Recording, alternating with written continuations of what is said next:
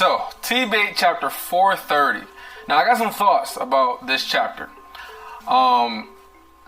This chapter was a good chapter. It didn't really surprise me all that much because I meant to make a video about this actually, but my thoughts after reading chapter 429 was that I think the thing that was going to happen once we found out that Arthur was gone for like 2 months was that my prediction was that Kessis was going to send some dragons there to keep Dicathan, on lock, make sure they don't get attacked or anything like that from Agrona. And that was going to be the way that they was protected while Arthur was gone for this entire time. And that's exactly what happened. Now, I didn't predict that he was going to send dragons. I don't really know how many he actually sent, but it seemed to me like there's quite a few, like maybe a few dozen, maybe. I mean, he said they're spread out all across Dicathan, so it had to be a lot of them. But I didn't expect for it to be so many, and I didn't expect for it to be, all over, Dicathan to to integrate and be there to, intimidate / protect, that type of thing. I didn't expect that, but I did expect for Kessis to send dragons to protect the people because of the agreement that he had with Arthur. So I did expect that.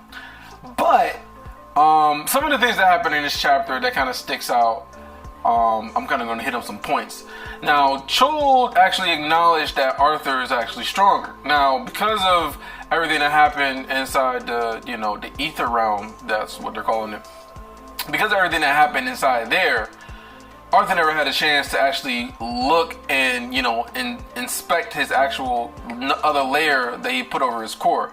So we still don't really know the full extent of how powerful he is, how much more ether does he have? Does having more ether now, does it make it easier for him to control his abilities? We know that more ether means that he can spam them and use them more often without running out of ether, right? So the more ether you have, obviously the less ether that you need. Well, not the less ether that you need to use in order to activate your abilities, but the more that you can actually use your abilities. So I don't know if it's going to make his abilities easier to use, or maybe he can do more crazy stuff with them. I mean, we're still waiting to find out about that. But Chol actually acknowledged that his presence is suffocating, an arm around his throat is the way he has said it. So so that's cool. So we still gotta wait to see the full extent of what Arthur can actually do. But now some of the other things that happened. So since Arthur found out that he was gone for 2 months, once again Arthur is displaying, his emotion. Arthur's an emotional person. Now I remember when Mordane was talking to him, he was like, "Hey, let me sit down and talk to you. Just have a seat or whatever." He's just like, "No." So he's getting emotional again because when it comes to his family and the people that he actually wants to protect, he gets very emotional, and sometimes he doesn't think straight and he doesn't make the right decisions. What immediately pops to my mind is what happened when they were at the wall and he found out that Tessia might have been in danger, and he was rushing off to the battlefield to go and try to save Tessia. Meanwhile, they needed him at the wall, and because of everything that had happened with Arthur not being there, but then also him trusting that I think it's Trotius, right? Trotius Flamesworth, that he was going to stick to the plan. His dad ended up dying. He held himself a little bit accountable for that. So it's just another Arthur being emotional and not really making smart decisions. This is not as impactful, but it's just another example of he still haven't overcome that emotional state that he gets into when his family is involved. So he still needs growing in that department. But yeah, so he's still emotional in that aspect. Let me see.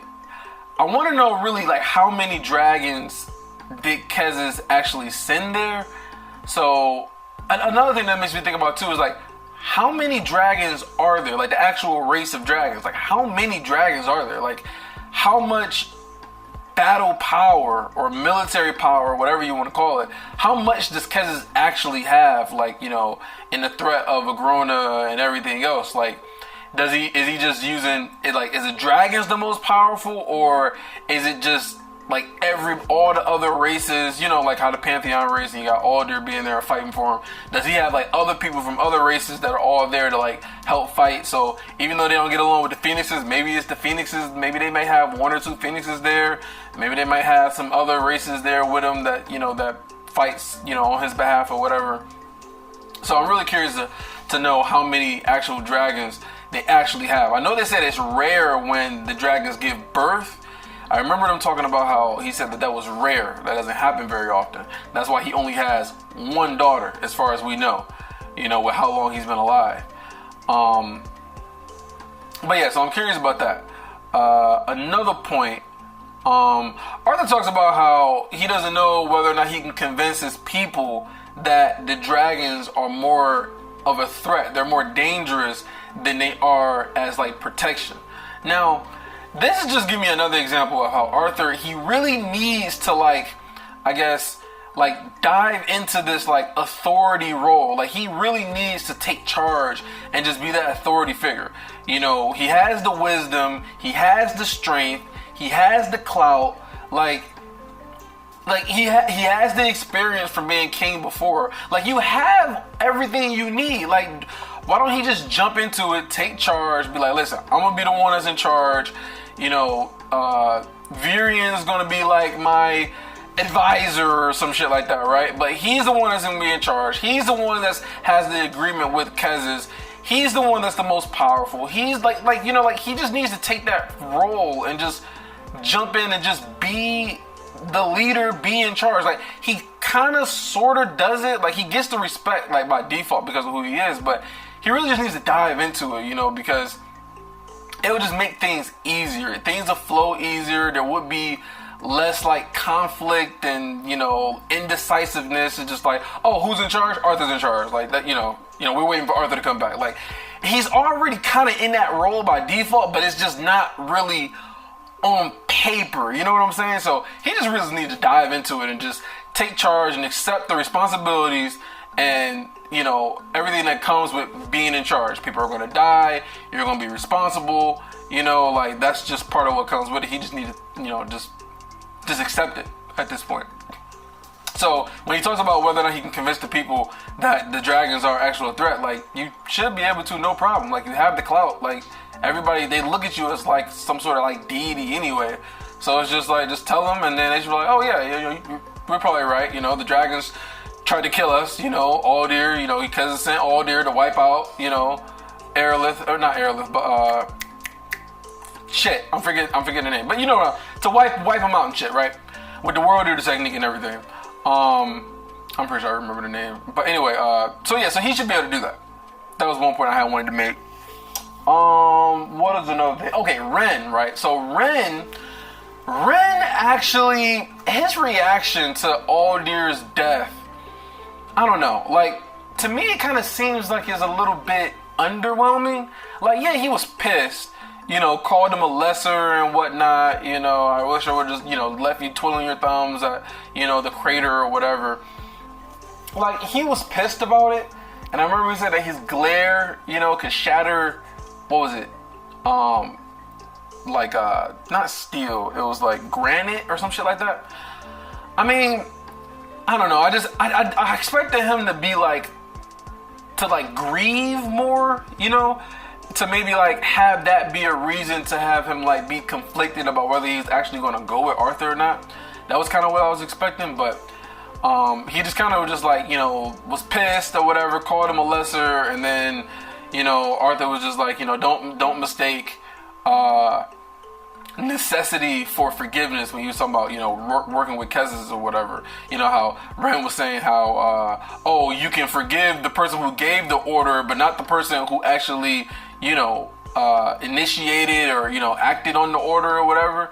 So, but I mean, I'm really not cool with the way that Aldir's just, he's just done. Like, he don't have any way of getting out of the ether realm. There is no mana there. Like, he's just gonna slowly die, like suffocate and die. And it's just kind of, it's really underwhelming that this is just the end of Aldir. I mean, Aldir, I'm telling you, he's like top 3, man. And he's just, he's just done, and it's just kind of sad, you know. It really is just kind of sad, but I gotta just move on with it, you know. There's things that you might not like or whatever, but you just kind of address it, talk about the things you don't like, and then we just kind of gotta continue on with the story because the story is continuing. And you know, Aldir is done. You know, he's got Silverlight now, and they think that he is the one that like just killed Aldir as far as like revenge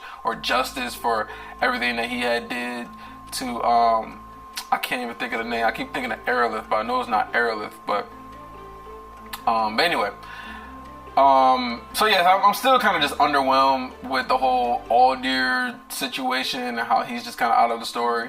And then Ren's reaction was a little underwhelming. Now, I will say this though, Mordain. I'm really curious to know more about Mordain. Mordain is really interesting. I like Chol, right?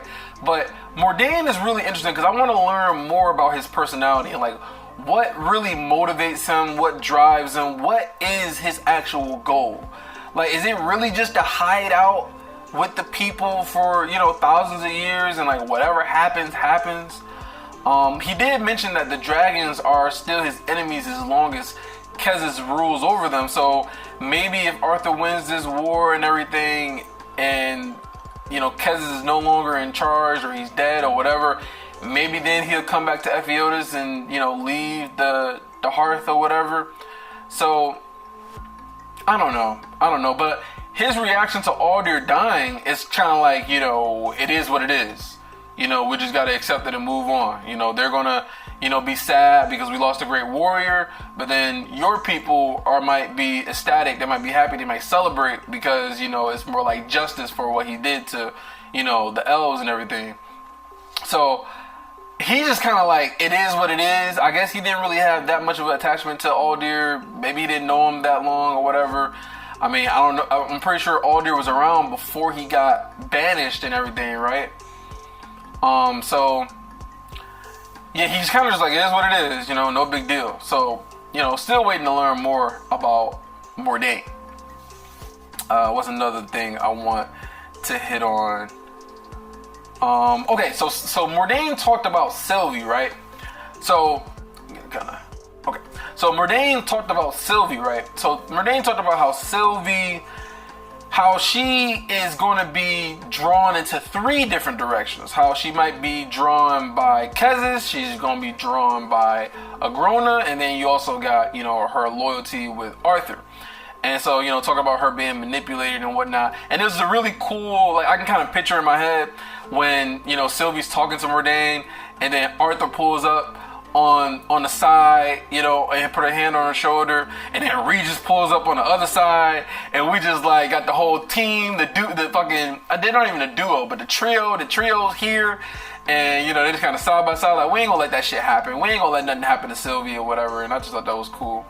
Arthur did make some little comment about how Mordain's comments are kind of to sound like a threat, which I thought was kind of ridiculous. Like, he's just literally stating the facts. Like, this is just what it is. You know, the motherfucker has foresight. He can see all the shit.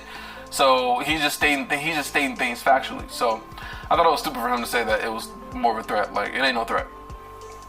But that was a cool scene though. That was a cool scene that was during that scene. What else I wanted to hit on? So Mordain, man. Mordain taking shots, man. Like, they're pretty much calling him a coward. You know, he's not about to just sit there and tuck his tail between his legs and hide out in his hearth place, you know. So Arthur taking shots at Mordain, talking about how he just, you know, just hiding away, and how, you know, Arthur's still fighting. And then Ren taking shots at Mordain about them just hiding away and talking about no offense. And Mordain, man, it just goes back to his character, learning more about his character. He just brushes that shit off. Like, he's just like chuckles, like he doesn't give a fuck about what anybody thinks about what he's doing. He probably has it in his head about his goals and what he wants to accomplish, and he just literally like, I don't care. Like, you know, just laughs at, you know, their shots that they take at him. So, you know, it's just more to learn about his actual character, which is cool. That's another point I wanted to hit on.